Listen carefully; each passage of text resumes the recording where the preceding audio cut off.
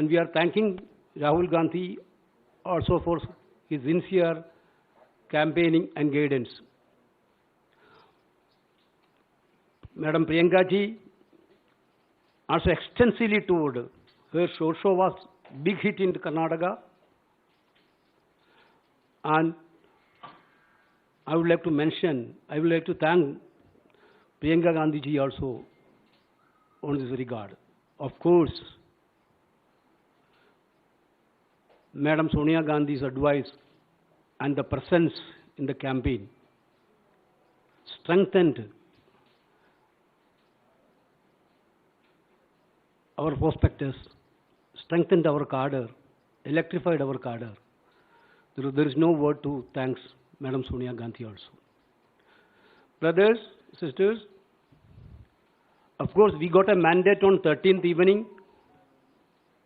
14th evening itself we had a CLP meeting.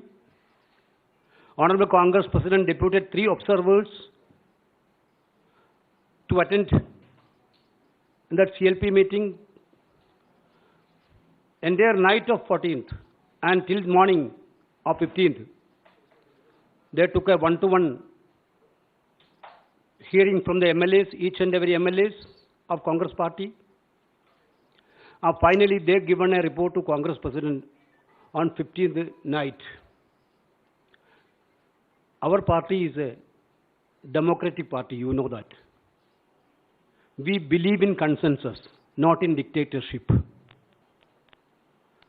Last 2-3 days, yes, we are trying for a consensus. You know that. Karnataka, we had good dynamic leaders. Very good chunk of leaders are there in Karnataka for the Congress party. Siddaramaiah, you know, an experienced, senior-most politician, an able administrator.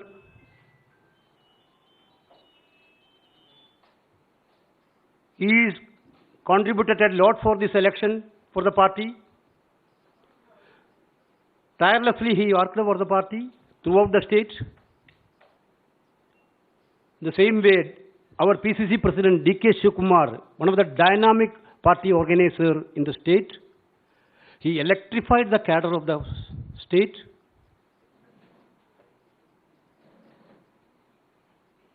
Wherever little gap is there,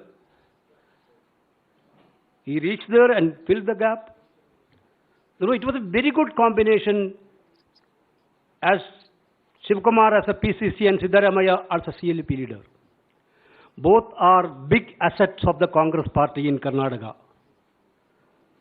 Of course, everybody have their own wish, their own desire to become a CM. They deserve it also. Both deserve it also. The Congress President had a series of consultation with the senior leaders and one-to-one discussion with the Siddaramaiah ji and Shivakumar. We are all the part of that discussions. And he took opinion from Madam Sonia Gandhi, Rahul Gandhi and Priyanka ji and other senior leaders. Finally, Congress President took a decision on Karnataka's CLP leader issue. He authorized me to convey his decision, Congress President decisions, to the media, through the media to the people of Karnataka and the nation. He decided to make Siddaramaiah as the Chief Minister of Karnataka.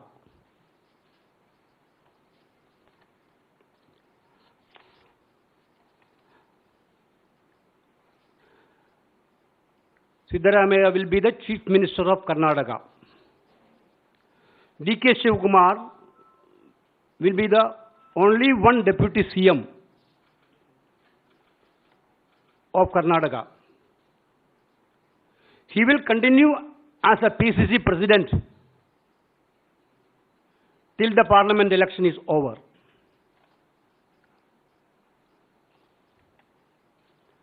Already, we are having a CLP meeting in the evening at Bangalore to formally elect CLP leader.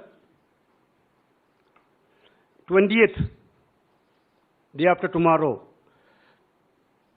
12:30 is the swearing-in ceremony. Along with the Chief Minister and Deputy Chief Minister, a group of ministers also will be sworn in that day. Okay, thank you.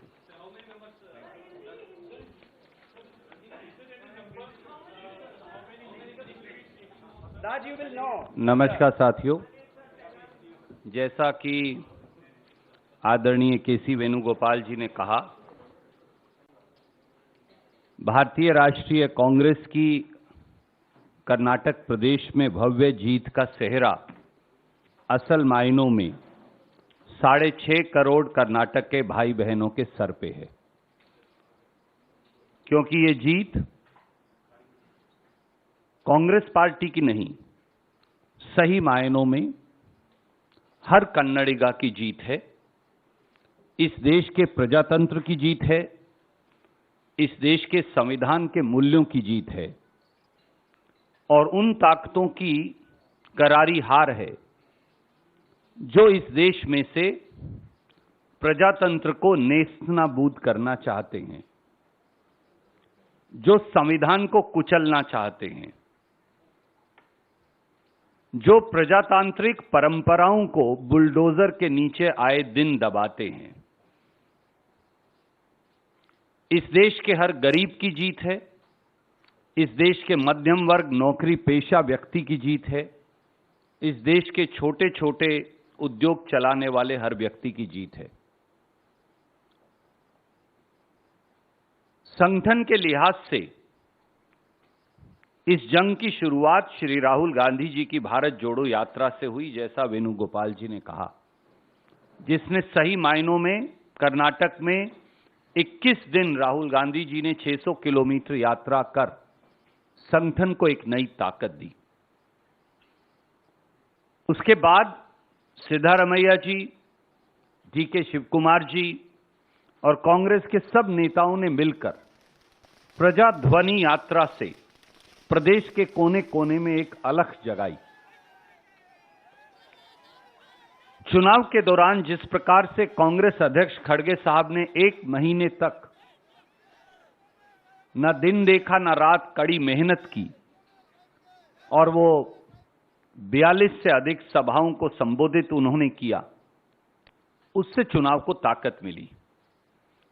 Shri Rahul Gandhi ji के धुआंधार चुनाव प्रचार, उसने एक बार फिर नई ऊर्जा चुनाव को दी और प्रियंका गांधी जी का लगाव, अपनापन और जबरदस्त प्रचार, उसने भी चुनाव को एक नई ऊर्जा का संचार किया।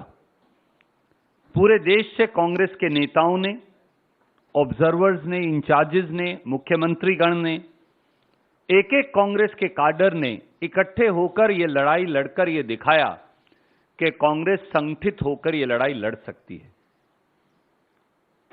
सिद्धारमैया जी ने प्रदेश के कोने कोने में जाकर चुनाव प्रचार किया। DK शिवकुमार जी, जिनका चुनावी संगठन में उनका माहिरपन, उनकी काबिलियत के लिए वो मशहूर हैं, जाने जाते हैं, उन्होंने जहां उन्हें कमी लगी वो सारा गैप भर के एक नई ताकत का संचार चुनाव को दिया। तो ये जीत कांग्रेस के नेतृत्व की सामूहिक जीत है और उसके साथ साथ कर्नाटक के लोगों की जीत है। जैसा वेणुगोपाल जी ने कहा, 13 तारीख की रात को नतीजे आए।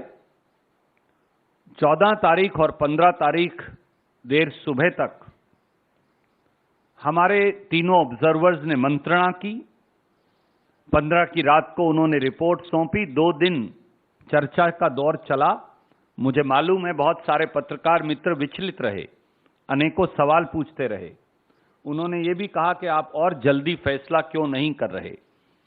आप में से अनेक लोगों ने थोड़ा गुस्सा भी किया हमसे, वेणुगोपाल जी से, मुझसे, क्योंकि आपका अधिकार है। मोदी जी से तो कोई गुस्सा कर नहीं सकता, हम पर तो आपका अधिकार है, हम आपके परिवार का हिस्सा हैं। हम आपको प्यार करते हैं, आप हमें प्यार करते हैं, यही कांग्रेस है।